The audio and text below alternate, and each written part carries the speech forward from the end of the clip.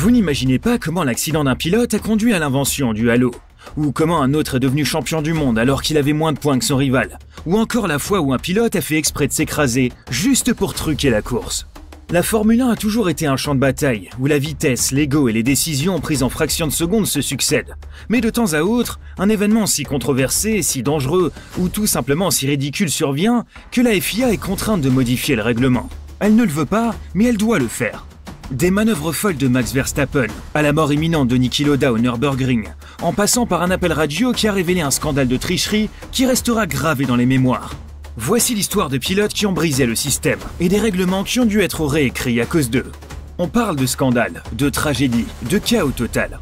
Certains moments ont changé la F1 à jamais, d'autres, ils ont failli la détruire, mais ils ont tous un point en commun. Un pilote a repoussé les limites et la FIA a cédé.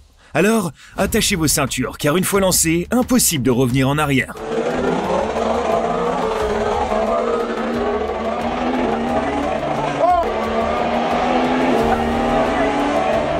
En 2016, Max Verstappen avait 18 ans. Il n'avait même pas le droit de louer une voiture dans la plupart des pays. Mais il semait déjà la panique chez les vétérans de la F1. Et à Spa, il a franchi la ligne d'arrivée. En milieu de course, Raikkonen a tenté de le dépasser à plus de 320 km/h. Verstappen a fait une embardée dans la zone de freinage, un non-aspect flagrant du code de la route. C'était agressif, c'était dangereux, du max pur jus. Raikkonen a pété les plombs. Il va provoquer un accident massif, a-t-il crié à la radio de l'équipe. Et il n'était pas le seul. Les pilotes se sont rués pour qualifier Max d'imprudent, d'imprévisible, voire d'inarrêtable. Mais la FIA, sur le moment, rien. Aucune pénalité, aucune enquête, juste le silence. Jusqu'à ce que Max récidive. Et encore, et encore. La pression a fini par les briser. En 2017, la FIA a réécrit le règlement. Plus de freinage, une réponse directe aux manœuvres de Max. Mais ce n'était pas le seul effet Verstappen. En 2021, après avoir remporté le Grand Prix des Pays-Bas, Max a fait un burn-out sauvage dans les tribunes. Les fans ont adoré, la FIA, pas vraiment. Elle a immédiatement interdit les célébrations d'après-course qui pourraient être dangereuses ou antisportives. Max n'a donc pas seulement repoussé les limites, il les a redessinées. McLaren était intouchable. Ayrton Senna et Alain Prost étaient dans leur catégorie, avec 16 courses et 15 victoires à eux deux. Mais c'est là que les choses deviennent étranges. Prost a en fait marqué plus de points cette saison-là, 105 contre 94 pour Senna. Et pourtant, Senna était sacré champion du monde. Attendez, quoi? Il s'est avéré que la FIA avait une règle étrange. Seuls les 11 meilleurs résultats d'un pilote comptaient pour le championnat.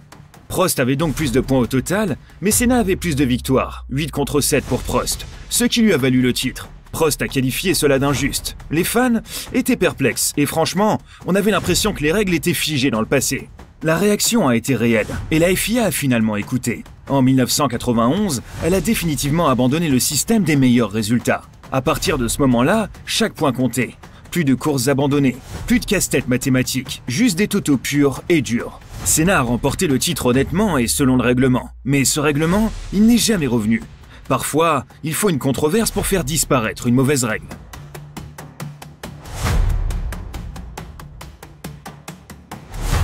« 5 octobre 2014. Suzuka. Pluie torrentielle. Visibilité épouvantable.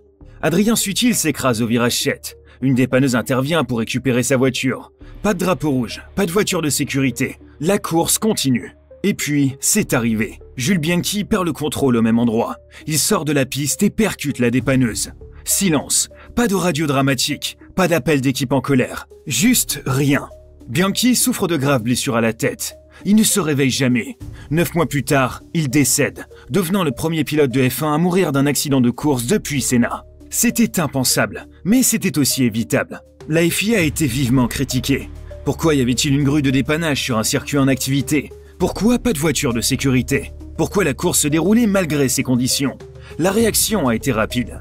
Dans les années qui ont suivi, la FIA a introduit de nouveaux protocoles de récupération en piste. Elle a mis en place des systèmes de voitures de sécurité virtuelle pour ralentir immédiatement les voitures. Mais le plus grand changement, le halo. Un système de protection du cockpit controversé qui a suscité de nombreuses réactions négatives jusqu'en 2018, date à laquelle il est devenu obligatoire. Et lorsqu'il a sauvé la vie de Romain Grosjean en 2020, tout a changé. Jules a payé le prix fort, mais son héritage est gravé dans chaque voiture de la grille.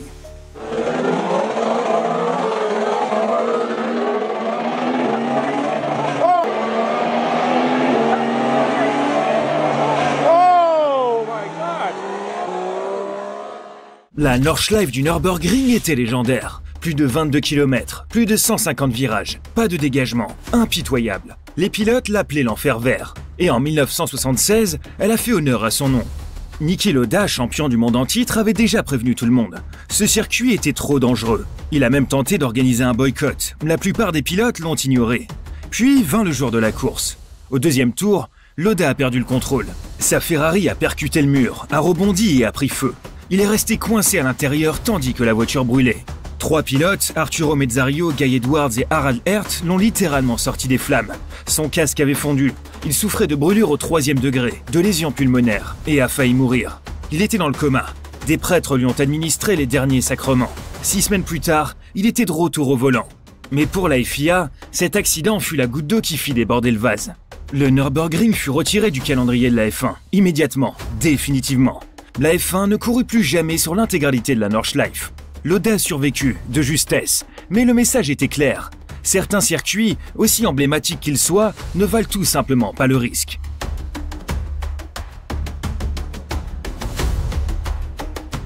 Grand Prix de Singapour 2008. C'était la toute première course nocturne de F1.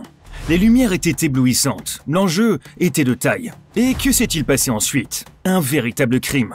Nelson Piquet Jr. au volant de Renault est parti en tête à queue et a percuté le mur au 14e tour. Soudain, aucun contact, sans avertissement. Quelques secondes plus tard, la voiture de sécurité est entrée en action. Et soudain, Fernando Alonso, également au volant de Renault qui venait de s'arrêter prématurément, menait la course. Alors que tous les autres pilotes étaient contraints de s'arrêter sous la voiture de sécurité, Alonso a pris la tête et a gagné. C'était étrange, trop parfait. Et 1 an plus tard, la vérité a éclaté. Piquet a admis avoir été sommé de s'écraser, exprès par sa propre équipe, pour qu'Alonso puisse gagner. Le Crashgate a éclaté. La FIA a ouvert une enquête approfondie. Les principaux dirigeants de Renault, Flavio Briatore et Pat Symonds, furent bannis. L'écurie faillit être exclue de la compétition. Ce fut un désastre, et les conséquences énormes. La FIA introduisit des règles plus strictes concernant les consignes d'équipe, l'analyse des données lors d'incidents suspects, et des sanctions plus sévères en cas de manipulation de course. Piquet Jr. passa du statut d'étoile montante à celui d'exilé, et le Crashgate devint l'un des chapitres les plus sombres de l'histoire de la F1. Autriche 2002. Michael Schumacher est en course pour un nouveau titre, mais cette fois, ce n'est pas lui qui est en cause. Son coéquipier Rubens Barrichello domine la course, plus rapide aux essais libres, plus rapide en qualification, en tête à chaque tour. Et puis, dans la dernière ligne droite du dernier tour, il ralentit, laisse Schumacher dépasser, lui offre la victoire, juste comme ça. La foule explose, de rage, huée, sifflements, même les commentateurs n'en croyaient pas leurs yeux. Schumacher, il avait l'air gêné. Il a essayé d'entraîner Barrichello sur la plus haute marche du podium avec lui, mais le mal était fait. Ferrari avait ordonné à Rubens de se décaler, simplement. Les consignes d'équipe n'étaient pas nouvelles, mais c'était la première fois qu'elles étaient aussi évidentes. C'est flagrant, c'est insultant pour les fans. La réaction fut immédiate. Les commentateurs qualifièrent ça de honteux. Les supporters scandèrent des slogans. Les gros titres fustigèrent Ferrari. Et la FIA, elle s'évitait.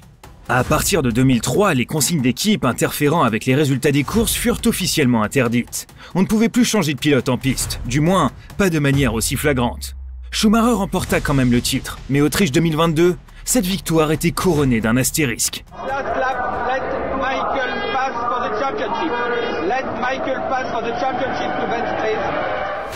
Lewis Hamilton ne se contente pas de courir dur, il remet tout en question.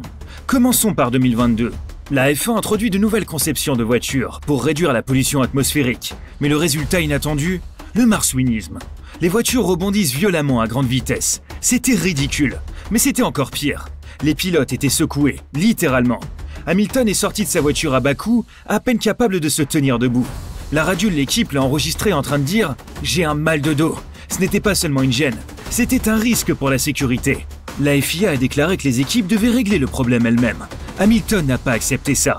Il a parlé haut et fort, il a dénoncé le danger, il a montré les bleus. Et devinez quoi? La FIA a modifié le règlement en milieu de saison. Nouvelle limite de garde au sol, mesures obligatoires pour contrôler les rebonds.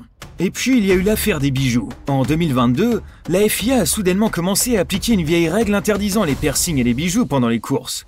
Cela ressemblait à une manœuvre ciblée, mais Hamilton n'était pas dupe. Il s'est présenté à une conférence de presse avec 8 bagues, 3 montres et une pile de chaînes. Du trolling pur et dur. La FIA a fait marche arrière, a adouci le ton et a finalement assoupli les restrictions. Que ce soit pour des raisons de sécurité, de style ou pour exprimer ouvertement son opinion, lorsque Lewis riposte, la FIA plie généralement. La F1 ne se résume pas à la vitesse. Il s'agit de savoir qui fixe les règles et qui les enfreint. Max Verstappen a réécrit le droit de courir. Ayrton Senna a révélé un système de points défaillants. La tragédie de Jules Bianchi a fait de la sécurité une affaire personnelle. L'incident de Loda a fermé le circuit le plus dangereux du monde. Piquet Junior, il nous a montré jusqu'où une équipe était prête à tricher. Schumacher a rendu les consignes d'équipe inadmissibles. Et Hamilton, il a continué de contester la FIA, une réclamation après l'autre. Chacune d'entre elles a forcé la F1 à évoluer.